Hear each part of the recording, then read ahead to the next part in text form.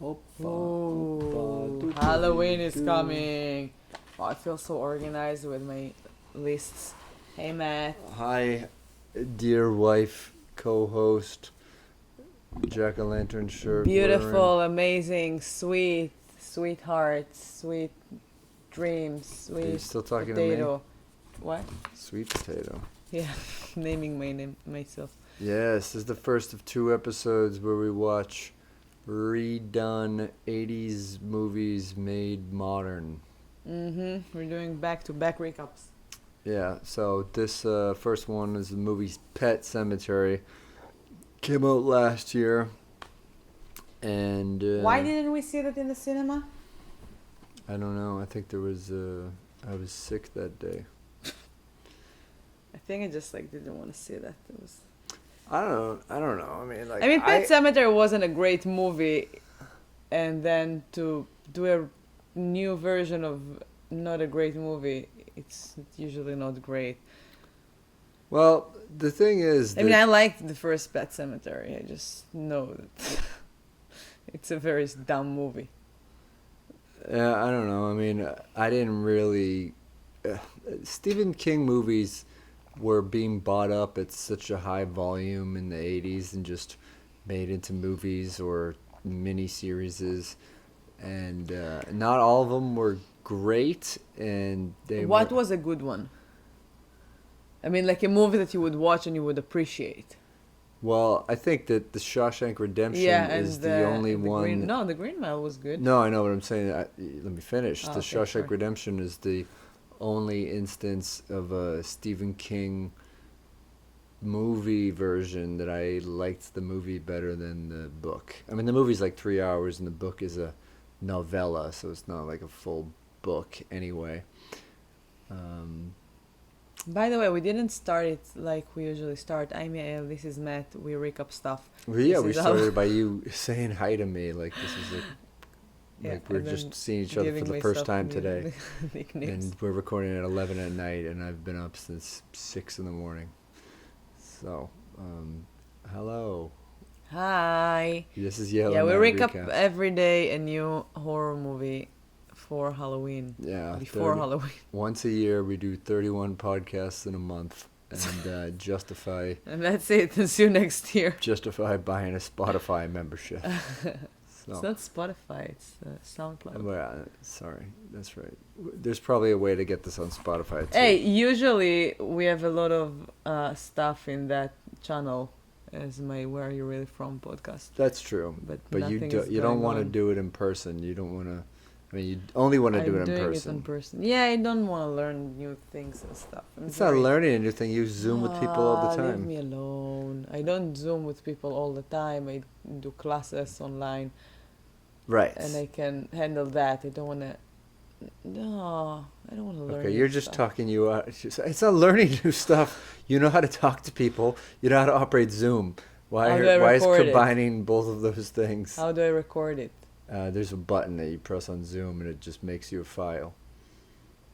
I don't know. You pay for the Zoom membership. I do. Just saying. I don't That's know. that's one way you can talk to people from around but the world. then it will open all the world for me, and I like that I have missions. I will go to London to record a lot of. You like that it costs hundreds of dollars rather than no money. But it's not only that. I'm getting the experience. I'm getting to actually know people I'm just meeting them. You can do whatever you want. You choose. And an amazing trip to London. I mean, I paid a lot for the podcast, but I earned a free trip to London. Let's look at it that way. However you want to justify it. Oh, I miss traveling so much. All right, let's travel to Pet Sematary. So today's movie is Pet Sematary, if you didn't realize it. I mean, we did say it. If Okay, you didn't realize it, you listened. I don't know how you could tune into a podcast 5 minutes in because you have to press I didn't play. judge by the cover. I don't know why. Because we wanted to watch another movie, and I already judged by that cover, and then I deleted it. Anyway, can we go to the body counts and stuff? Because it was I judged it by the cover. I mean, you looked at the cover. You can judge by the cover. I said it looks like Cat Corpse Mountain. It was a cool cover. Yeah, it looked much better than the first Pet Sematary. Body count. The first Pet Cemetery was. I mean, I remember it clearly because I would see the Did you watch it in the VHS cinema? tape. Or- No, no, no. Rented it from the local video store on VHS. It just showed like an eye of a dead person, right, like part of their face. Pet Cemetery in cool font. How many deaths? I guessed 12.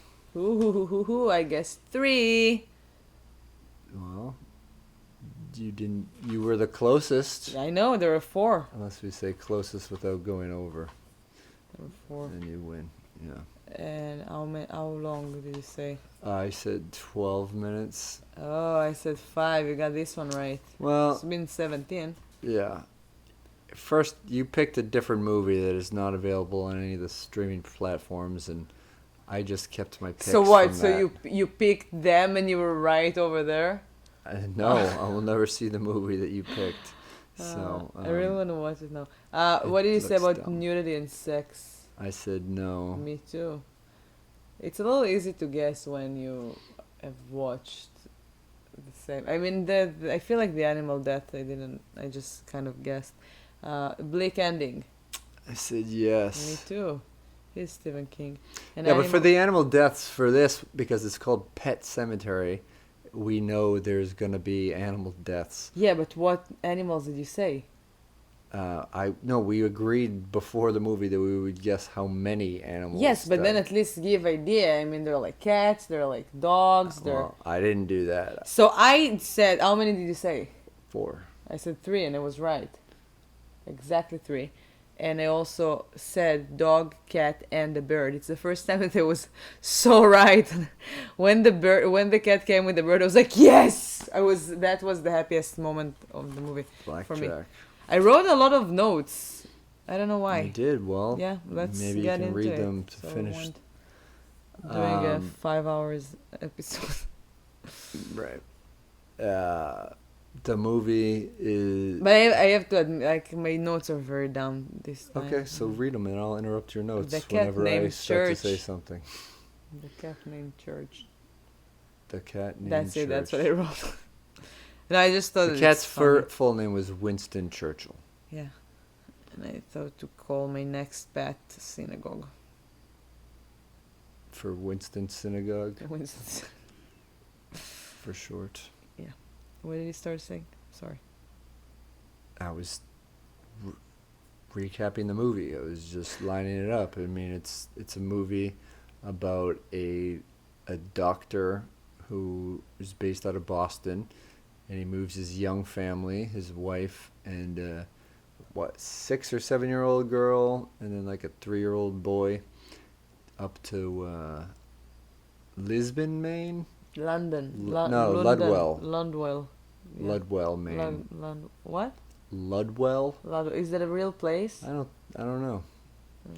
I mean, it exists in the same universe as Derry. Yeah, also it was, I read yesterday that there's like, it's an hour, somewhere probably they mentioned it, like you mentioned it, but it's an hour from Castle Rock. From Castle Rock? Yeah. It was mentioned somewhere Yeah. in one of his books. Yeah, there's many Easter eggs to the Stephen King landscape in this. I mean, I knew that this was going to be, granted, I saw Pet Cemetery on VHS, and I've probably seen the edited for TV version maybe once or in pieces a couple times since then. When did you watch it, like last? I didn't remember the movie that much. I just remember like some little moments. It was in the early 90s, probably. Okay. And Yeah, I watched it. I felt like in the 90s too. When I was a kid. you were born in 1990, so I know, watched I it when you were watched- 2, probably. You did. Yeah, that's why I used But I'm the word saying I in my I watched it sentence. also in the 90s. Yeah, Because that's I was such a cool kid. And I it. had a very good father that let me. Actually, do you know my dad was mad at me one time? I was watching Pet Cemetery 2. Which in the Stephen middle King of the sued night. to get his name taken off of because he had nothing to do with It was it. terrible. But I remember one moment there was like something with like a chain of a bicycle or a bike that like somebody's killing someone on that, and my dad just woke up in the middle of the night, saw me like in the living room watching it, and it was kind of mad. I was like, you don't need to watch those things. I was like, excuse me? You let me? I was maybe like 10 or 11 or something like that. And I was really mad. I'm like, he let me. How do you say that in the past? He let me.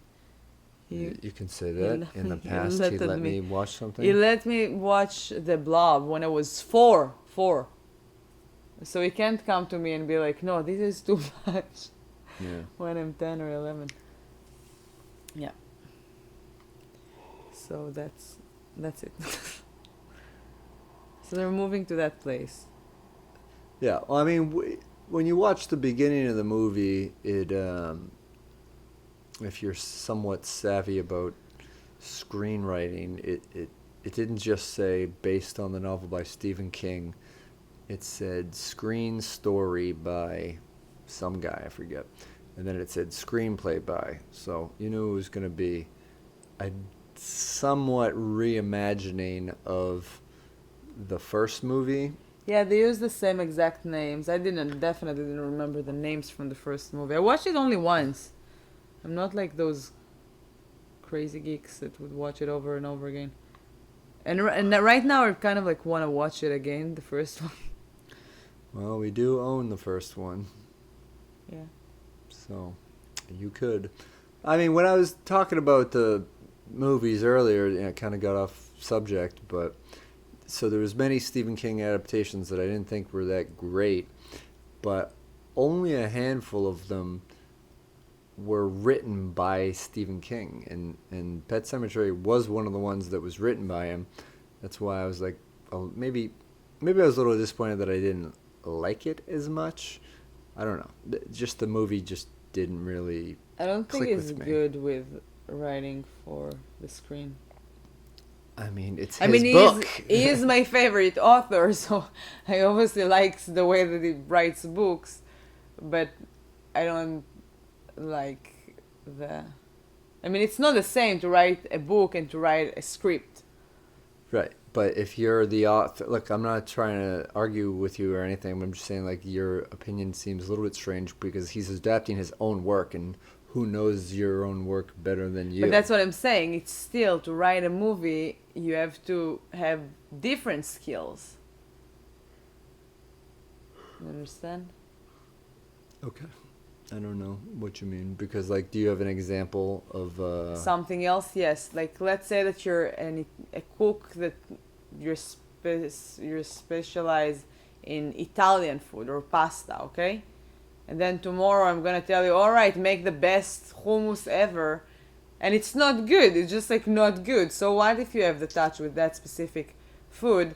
Stay with what you know how to do very well. Yeah, but And yours better example would be if you were a catering chef and that you're used to making large portions of Italian food, and then you have to be a personal chef and you're only making one plate of Italian food.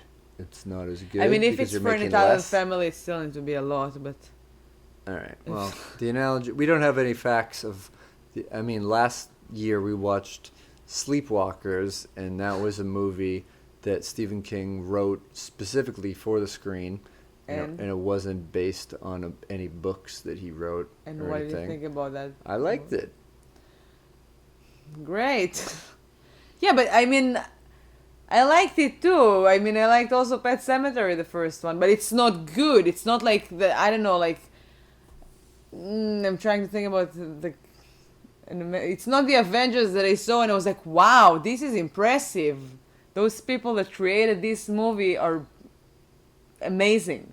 I know. I'm just saying that you just It's not a movie to I don't know. It right. didn't I'm not left talking me about with this movie my specifically. mouth open. I'm just saying that you just expressed the opinion that because he writes books doesn't make him a good screenwriter. And I'm not saying he's a great screenwriter. I'm just saying like, yeah, but I mean, he's adapting his own stuff. So it's like I would trust Stephen King more with the works of Stephen King than just a regular Hollywood screenwriter. Than a chef that makes catering to Italian people. Let's move on. All right. So, oh, by the way, do you want to hear a fun story about Stephen King? A personal story about Stephen King? So the first time they went to see his house in Maine, it was right when I arrived to Massachusetts, and I was driving to Bangor with a friend, and it So the was first thing you did when you arrived in Massachusetts was leave Massachusetts to go to go to Maine. to go like Yeah. 5 hours north in Maine. No, it wasn't the first thing. It was like in the beginning when I just moved here. So I was driving to Bangor, and I already felt like the Stephen King's vibe, and we arrived right in front of his house, and there were like a group of motorcycle guys and ladies that were just stopped there to take a picture. They were like not very old people. They were really cool. Not me. I think they were like 5 or 6, and they're standing there, and me and my friend went to see the house, and I was so excited. I was like, oh my god, he's actually live there, and and then somebody came, stopped his car, and started to yell at us like, go away, people, go away, we don't want you here. And I felt like uncomfortable. I was like, oh my god, probably like so many people like me coming to see his house. And then he left his car, he came, and he was like, I'm just kidding, I live right here. Stephen King taught him how to read and write when he was a kid, and he's like a very nice person, and he told us that he really lives there, and he goes a lot outside, so we might see him. But then he said that everything that he writes were kind of like connected to Bangor. So he said, Pet Cemetery, we do have a pet cemetery, it's right like at the end of the road. Surprisingly, I've never went to see if it's real or not, if there is something at the end of the road, because I also went there a few times after again and again. But yeah, it was kind of like, I thought it's super cool. There is a pet cemetery right at the end of the road where he lives. Yeah, that is kind of surprising that you You've would go never- all the. I've been to Bangor. I didn't. Go I mean, to I his did. house. I did with myself all the eat places, all the Jackson and what's the other street? I mean, I still have a picture with my hand in the sewer, with Jackman and what's the other street? I don't know. I mean, all the things from it are real, like the water tower and. So I was driving around. I went to see the Bunyan. How do you call it? Paul Bunyan? Mm-hmm. Paul Bunyan? Yeah. Yeah, the big statue in Bangor. It's there. It's huge. Mm-hmm. It is weird. So it's pretty cool. I like Bangor. It's super weird. Yeah, I mean, I've only been to Bangor twice, and once was to do comedy, and then the first time was just with my family on vacation. But I did go to a bookstore and buy a couple Stephen King books. Just 'cause I did it felt every like time I was there. But this is also at a time before like MapQuest or the internet to know where his address was, so we didn't. His bother. house is super, super, super cool. So if you're in Bangor, check out Stephen King's house. There's tours about it. And Yeah, before the pandemic, there were supposed to be plans to make some of it available to the public, and what? who knows? His house? Yeah, remember we read that whole article about it? He was gonna have like access to his library or something.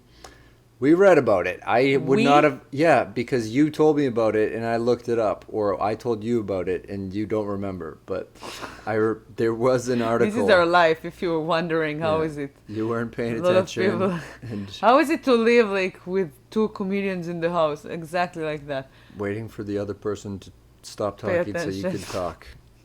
That's what it is. No, that's to live with a woman. But you could take bus tours of Bangor and the Stephen King connection I just to think Bangor. about like the worst bus in Bangor. I mean, Bangor is kind of creepy. I can understand why he's writing about what he's writing when he grew up in that place. It's kind of a creepy place. I remember the first time that I went there was a guy standing on the sidewalk facing like he's about to cross the street, but he's not. He's just standing there and staring at the sidewalk. And I was like, what is that place? Yeah. It was really creepy. That was the first thing that I saw in Bangor, and I was like, all right. And then I walked in the streets, and I saw so many like spider webs around, and I was like, that's weird. So I love Bangor. I think it's a super cool place. If they didn't have a bus tour. I mean, it would be you'd have to do it in real small groups, but it would be cool to go to Bangor and give a Stephen King tour in like the same model car as Christine or something. Just getting driven around with no one driving it, something like that. All right, so they moved to Ludlow, Ludwell, Ludwell. to get away from the city life of Boston, even though nobody in the family has a Boston accent.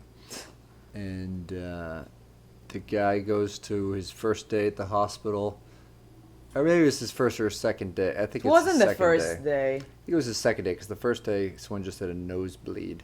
Yeah. And as the family's settling in, well, a bunch of different things happen to everyone, basically except for like the 3-year-old kid, the little boy.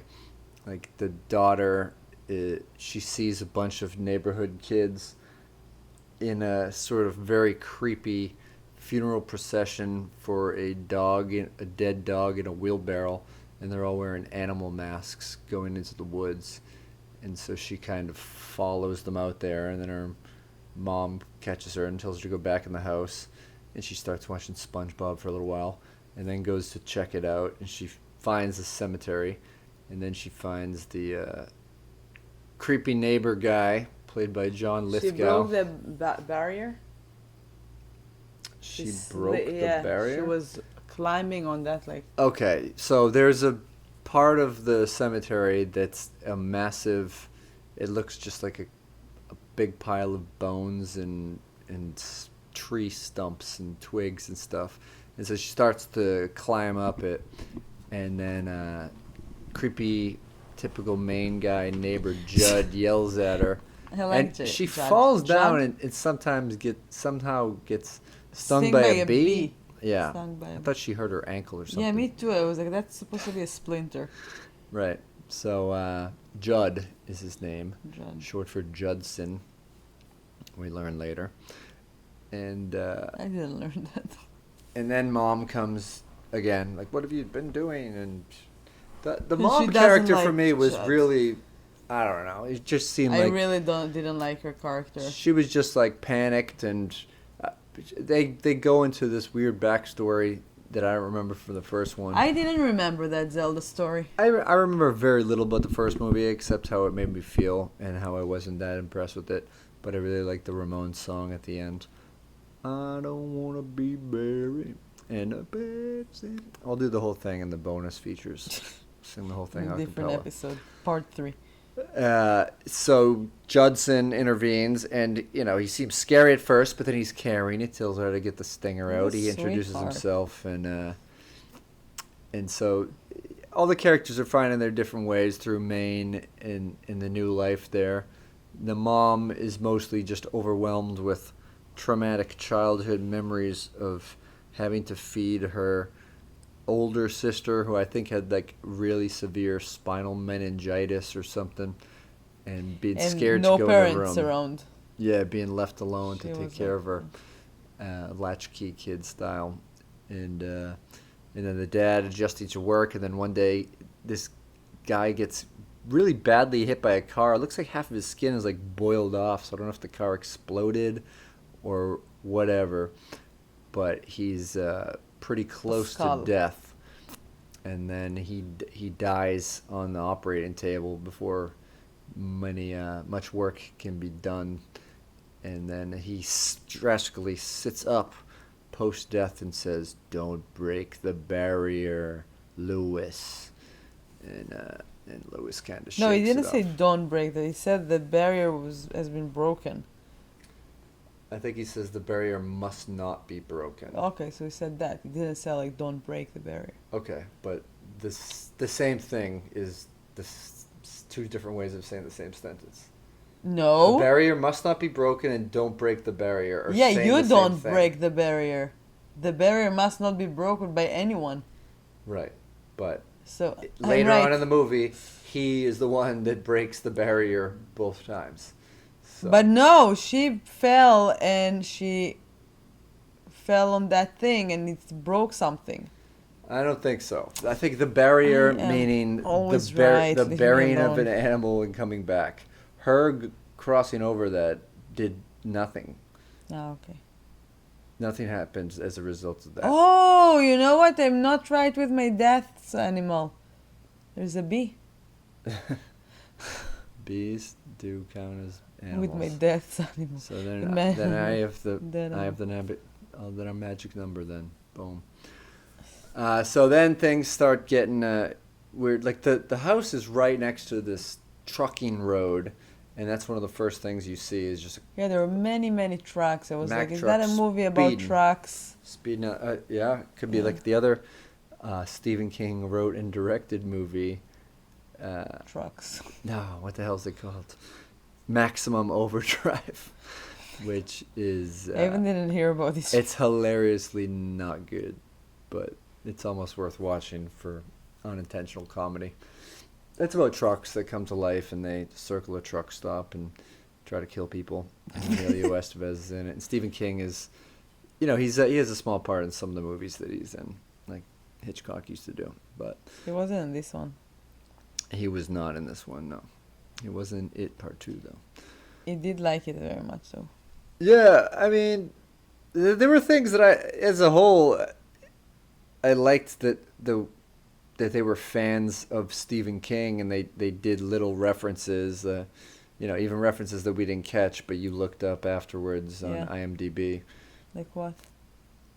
like referencing Castle Rock being far away, referencing Cujo, Oh, yeah, that was cool.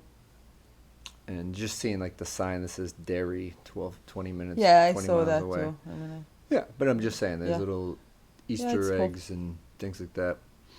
I mean, they do stray away from the source material and to make it not just a shot for shot remake of the 80s version.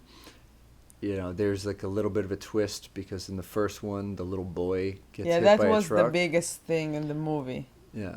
And Eh, in this one, he almost died, but then the girl was dying. Yeah, the truck jackknifes, doesn't hit the boy, but the back of the truck kills the daughter. Yeah. And the girl who played the daughter was really good. Like, I mean, Yeah, she the was character good. was She looked like good. my sister a little bit. Yeah, the character was good, Yeah. and the actress, they Really sweet. it was And one her of the name few is Ellie. likable I like that characters name. in the movie. It's my Starbucks name. Ellie, yes. Yeah, and they were talking there. I was just like curious. What do you think? The parents were like talking if they should tell the girl about death or not. What age usually parents talk with their children about Well, death? I don't think that they necessarily have a plan. I think that if death happens in their life, they have to talk about it to some extent. And the mother was very much into the candy coating of the they're going to heaven and everything is fine. They're going And to the farms with the dogs. yeah, and dad was a little bit. Let's tell her. He's a He doctor. was a It's little like, bit yeah. more. Yeah, he was a little bit more straight to the point, which that's the side that I don't think that there's a right age. I think you just play it by case when you're talking to a I kid by just death. thought, You don't say, it's your fourth birthday. Let's teach you about the let's difference ruin your between life. life and how it ends. Yeah. So I think that the best way to do something like that is just to let your kids watch horror movies since a very young age. I mean, Well, I was like fine with death because I was watching a lot of horror movies right, but since I was a kid, and I just like, do you remember your earliest memory of death?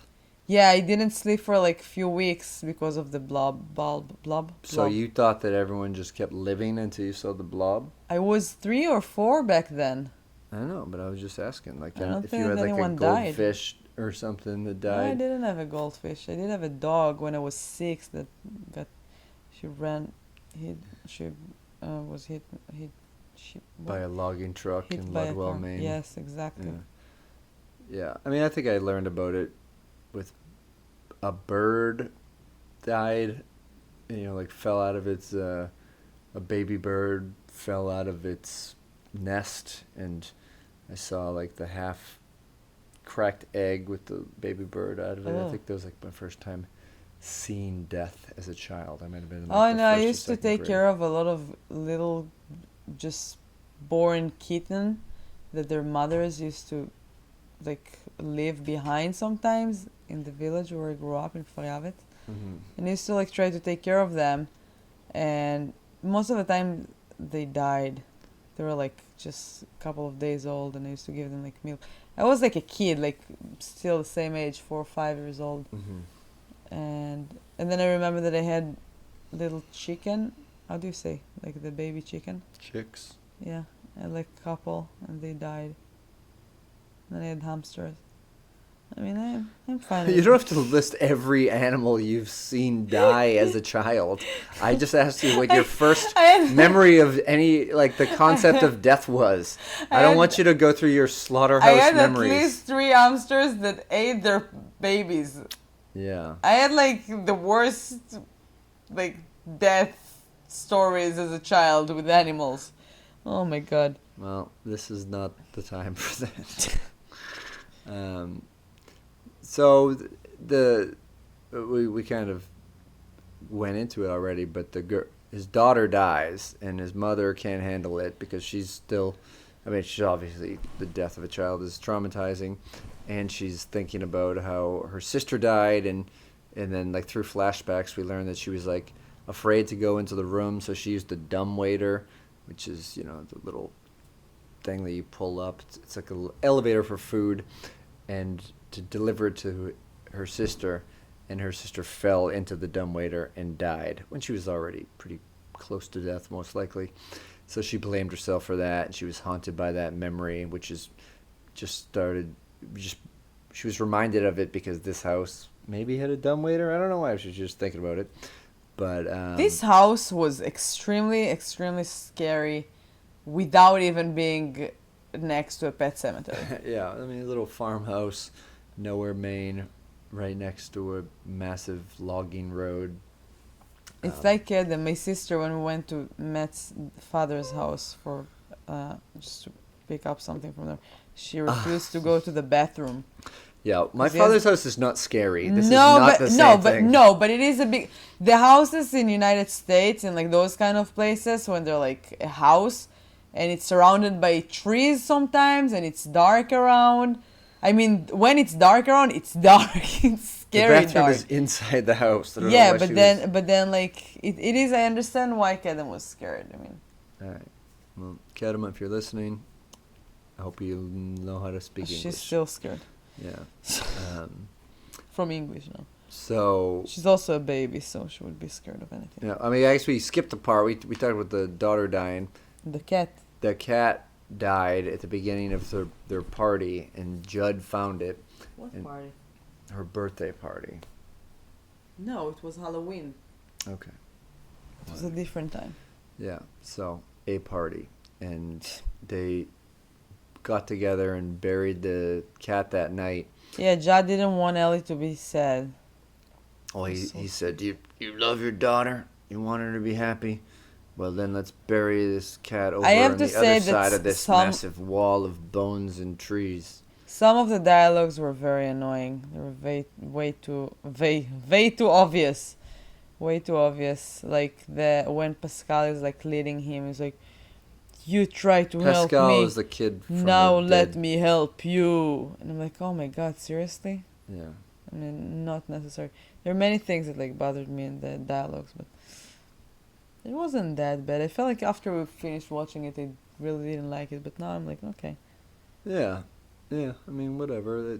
I've certainly seen worse versions of Stephen King movies. But if you're I mean, even if you're not familiar with Pet Sematary, you can kind of do the math. It's about a dead cat comes back to life and is not the same. People change, and the cat like hurts Ellie, scratches her, and it just creeps people out. It's mangy. It smells. It's probably still decaying, and then when Ellie dies, the father is so distraught. His wife and takes the little boy home to her parents' house, the site of her childhood trauma, where her sister died in the dumbwaiter, and the dad goes drinking with Judson, drugs him so he doesn't stop him from doing what he's probably knows that Lewis, the father, will do, which is digging up his daughter and bringing her to the pet cemetery and burying her. And then that is exactly what happens, and and he's still messed up with grief, and he thinks it's fine. He pretty much knows he made like a big mistake, but he can't undo it because he still hears his daughter's voice and sees her, even though she's ashen and probably has no organs in her anymore, because that's just how they prep bodies to be buried. And sleeps next to her in the bed, wakes up the next day, and she's doing her ballet stuff that she would do when she was alive, but smashing into photos and then cutting glass and being a real pain in the butt kid, but Like Shelley. but like a zombie instead. Like her little puppy. Right. I felt like the movie was a little bit too, like, a little bit all over the place sometimes. Just a bit. I mean, there's the Pet Cemetery, which was supposed to be the biggest issue, but I felt like Zelda, her sister, was much bigger story, and it was much more like the horror part of it. I mean, the stories with her sister were much scarier than anything about the Pet Cemetery. I wasn't feel like Yeah. afraid. And the house was scarier than the Pet Cemetery. The name. I mean, there are too many stories, and they gave all those stories way too much attention than I thought that they should. And the tracks, there were so many tracks. Like, seriously, it was kind of annoying. And I didn't like that. Too many trucks. Okay. Yeah. All right. What was your one word to describe it? I wrote trucks. Wow. I just wrote family. What? Family? Oh, yeah, and then they came back zombies, all the three of them. Well, They did. right. The daughter, I mean, they're trying The to daughter, stop the her mother comes eventually. back. Comes back because she's worried that she can't get in touch with the dad, and then she's freaked out that her dead daughter is standing. Yeah, also there. she killed Judd, the neighbor. The daughter killed the The neighbor. daughter does kill the neighbor, and then kills the mother, who then kills the father, and they all bury each other in the cemetery, and they come back. And then there's the kid in the car waiting. Yeah. And Which is kind of like a semi Cujo reference, because Cujo basically is a book that takes place the entire time. It's just like a kid in a car with a rabid dog outside, and I don't think I watched Cujo. I don't think I Maybe watched I it either, did. but I really liked the book. I didn't read the book either. Yeah. I don't remember if I read Pet Sematary. I don't think I did. I think I might have owned it, but I don't think I read I it. owned it for sure. I don't remember if I read it or not. Yeah. But anyway, that's what I thought. The movie it didn't blow me away, but I didn't expect that much. 'Cause Also, I it didn't like wasn't the first scary. movie. It wasn't scary. There were a few moments that there was like they tried to scare you, but then nothing happened, and I was like, "Come on, you just missed that." Like Yeah. So that is our review. recap, yeah. Listen to tomorrow's episode, where we also will be watching and talking about a 1980s movie that got modernized and changed around a bit. It was a We great discuss modernized. Child's Play. Yes. So I'm Yael, Thank you. and she's I'm Matt. Matt. And we'll see you tomorrow. Tell a friend if you liked it. Leave us a comment. If you want to recommend See you us soon. another movie, maybe we'll watch it this year. Maybe Yeah. we'll watch it next Maybe. year. Maybe we'll just watch it without any podcasting, just But to we'll tell you if we like it. just because to we're enjoy a nice movie. people. That's it for us. Thank you. Thanks for watching or listening.